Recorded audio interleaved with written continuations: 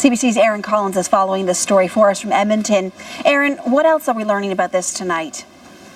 Well, we're learning that this isn't the first time that Abdullahi Hassan Sharif has been in trouble with the law, and it's not the first time that he's been suspected of having extremist views. We know that in 2015 he was being investigated by the RCMP for having radical extremist views. Now, no charges were ever filed in that situation, but of course, given that an ISIS flag was found on the seat of the car that struck that officer outside of the football game on Saturday night, there is obviously something that has led investigators to think that the terrorism could be, a part of this investigation, and that's also led them to sort of justify how they derailed Mr. Sharif's vehicle later in that evening. Have a listen to that. If we hadn't pursued this vehicle in light of the use of the car earlier to run over a police officer and the history of large vehicle attacks in Germany, Spain, and other European countries, the outcome would have been much worse.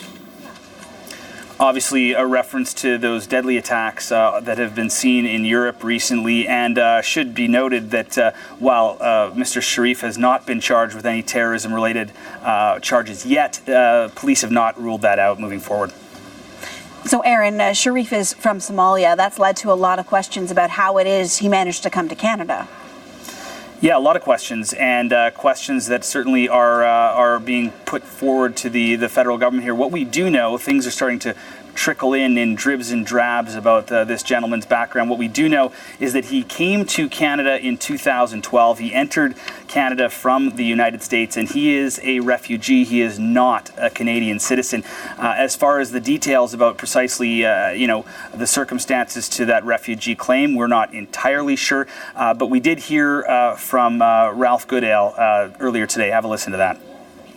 This particular individual entered Canada in 2012 at a regular port of entry and obtained refugee status at that time.